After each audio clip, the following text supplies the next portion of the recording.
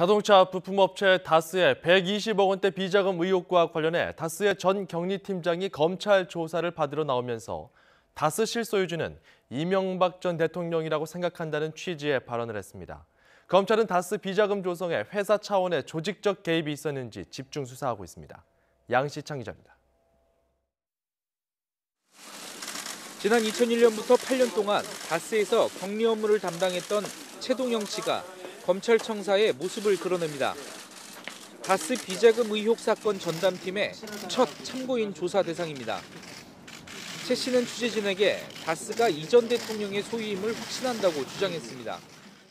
네, 당선인 신분자께서 하신 말씀이 있는데 실제 소유자가 아니라면 그런 얘기는 못한다고 생각하고 있어요. 앞서 최 씨는 2008년 당시 이전 대통령이 친형인 이상은 다스 회장의 아들 동영 씨에게 다스에 입사해 비자금 문제를 해결하라는 취지로 발언했다고 밝히기도 했습니다.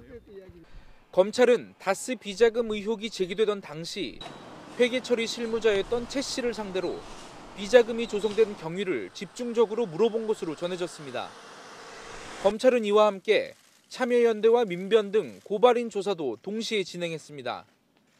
참여연대 측은 정호영 전 특별검사가 지난 2008년 특검에서 직원의 횡령 사실을 확인했다고 최근 털어놓은 것에 대해 꼬리 자르기식 수사라고 비판했습니다. 여러 명의 계좌로 쪼개 돈을 관리한 점 등으로 미뤄 한 사람의 범행이 아니라 조직적인 개입이 있었다고 의심했습니다. 여러 이해관계자가 얽혀있는 작업이거든요. 그래서 이건 조직적일 수밖에 없고 결국은 실소유주가 알 수밖에 없고 주도적으로 작동한 그런. 검찰 역시 고발인 진술을 토대로 정호영 특검 수사 기록을 살피면서 비자금 조성을 개인 범행으로 보는 게 타당한지 따지고 있습니다.